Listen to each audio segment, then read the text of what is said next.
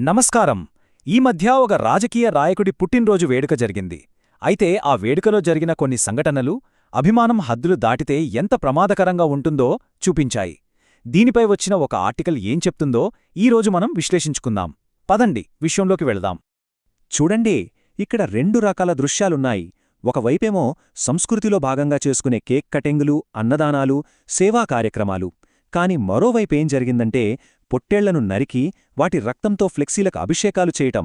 ఈ తేడానే మన ఈరోజు విశ్లేషణకు కేంద్రబిందువు.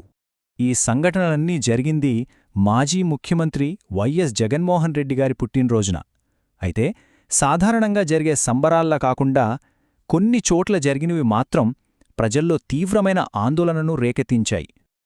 ఆ వ్యాసం ఏం చెప్తోందంటే, నడి రోడ్డు మీద పొట్టేళ్లను నరికారు, ఆ రక్తంతో నేతల ఫ్లెక్సీలకు అభిషేకం చేశారు. ఇవి చూసిన సాధారణ ప్రజల్లో ఒక రకమైన భయం మొదలైంది.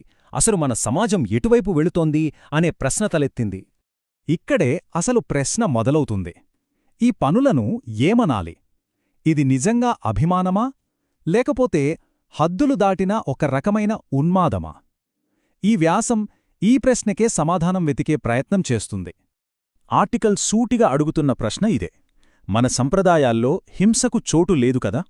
మరి అలాంటప్పుడు ఈ రక్తంతో అభిషేకాలు, నడిరోడ్డుమీద జంతుబలులు, వీటిని ఏ కోణంలో చూడాలి? ఈ ప్రశ్న అసలు రాజకీయ మద్దతు అంటే ఏంటి అని మళ్లీ ఆలోచించలా చేస్తుంది. వ్యాసం కొన్ని ఉదాహరణలు కూడా ఇచ్చింది. అనంతపురం, కృష్ణా జిల్లాల్లో బహిరంగంగా జంతుబలులు చేశారు. సైలెన్సర్లు తీసేసిన బైక్లతో రోడ్లమీద హంగామా సృష్టించారు. కావాలనే ట్రాఫిక్ను ఆపేశారు. ఇంతటితో ఆగకుండా పక్క రాష్ట్రమైన తెలంగాణలోని ఖమ్మంలోకి వెళ్లి ఒక ప్రత్యర్థి పార్టీ ఆఫీస్ మీద దాడికి ప్రయత్నించారు. ఇవన్నీ శాంతిభద్రతలకు సవాలు విసరడమే కదా. సరే, ఇవన్నీ జరిగాయి. కాని వీటి ప్రభావం ఎలా ఉంది? కేవలం ఆ ప్రాంతానికే పరిమితమైందా, లేక ఇంకా ఏమైనా ఉందా? రచయిత దాని గురించే వివరిస్తున్నారు. తక్షణ ప్రభావం పడింది మాత్రం సామాన్య ప్రజల మీదే. ఈ వ్యాసంలో చెప్పినట్టుగా ఈ ఘటనలు ప్రతి ఒక్కరినీ ఆలోచింపచేశాయి. మన చుట్టూ ఏం జరుగుతోంది అనే ఒక రకమైన అభద్రత భావాన్ని కలిగించాయి. విషయం కేవలం భయంతో ఆగిపోలేదు. దీనివల్ల రాష్ట్రానికి జరిగే నష్టం కూడా చాలా పెద్దది. మన రాష్ట్రానికి కొత్త పెట్టుబడులు రావాలని ప్రయత్నిస్తున్నాం. అలాంటి టైంలో ఇలాంటి హింసాత్మక దృశ్యాలు బయటి ప్రపంచానికి ఏం సంకేతం పంపుతాయి? ఇది రాష్ట్ర ప్రతిష్టకే భంగం కలిగిస్తోందని రచయిత వాదన. బయటనుంచే పెట్టుబడి పెట్టాలనుకునేవాళ్లు లేదా ఇతర రాష్ట్రాల వాళ్లు ఈ వీడియోలు చూస్తే వాళ్ళ మ్యాళ్లలో వచ్చే మొదటి ప్రశ్న ఇదే కదా: అసలు ఈ రాష్ట్రం సురక్షితమేనా అనే. ఇవి చాలా ప్రమాదకరమైన సంకేతము. ఈ ఘటనలన్నింటిపై రాజకీయ నాయకత్వం మౌనంగా ఉండటాన్ని కూడా రచయిత తీవ్రంగా ప్రశ్నిస్తున్నారు. వ్యాసం నేరుగా ఈ ప్రశ్ననే సంధిస్తోంది. మామూలుగా ఇలాంటివి ఏమైనా జరిగితే వెంటనే ఖండనలొస్తాయి, హెచ్చరికలు జారీ చేస్తారు. కాని ఈ విషయంలో అలాంటివేమీ జరగలేదని రచయిత ఎత్తిచూపుతున్నారు. నాయకులకు ఆమాత్రం బాధ్యత కూడా లేదా అని అడుగుతున్నారు.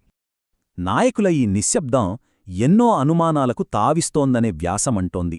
అంటే ఇలాంటి చర్యలకు వాళ్ల పరోక్ష మద్దతుందా అనే ఊహాగానాలకు ఇది ఆజ్యం పోసినట్టవుతుంది. ఇక చివరగా రచయిత ఈ సమస్యను రాష్ట్ర భవిష్యత్తుకు ముడిపెడుతున్నారు. మన ముందు రెండే దారులున్నాయి. మనకు కావలసింది శాంతా లేక అరాచకమా? చూడండి, ఆదర్శవంతమైన అభిమానం ఎలా ఉండాలి? సేవా కార్యక్రమాల రూపంలో, సంబరాల రూపంలో ఉండాలి. కాని మనం చూసిన వాస్తవమేంటి? భయాన్ని, అరాచకాన్ని సృష్టించడం. ఈ రెండింటి మధ్య తేడా చాలా స్పష్టంగా కనిపిస్తోంది.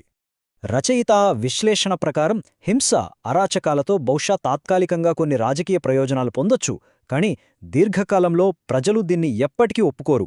వివేకమున్న ఏ సమాజమైనా ఇలాంటి ఉన్మాద రాజకీయాలను ఖచ్చితంగా తిరస్కరిస్తుంది. ఈ వ్యాసం చెప్పాలనుకున్న ముఖ్య సందేశం బహుశా ఇదే: రాష్ట్ర భవిష్యత్తు శాంతియుత వాతావరణంలోనే ఉంది, అరాచకంలో కాదు. ఈ మొత్తం విశ్లేషణ మనందరి ముందు ఒక ముఖ్యమైన ప్రశ్నను ఉంచుతుంది. అభిమానానికి, ఉన్మాదానికి మధ్య ఆ గీత ఎక్కడ ఉంది? ఒక వ్యక్తి మీదో, ఒక పార్టీ మీదో చూపించే మద్దతు ఎప్పుడు సమాజానికే ప్రమాదకరంగా మారుతుంది? దీని గురించి ప్రతి ఒక్కరూ ఆలోచించాలి.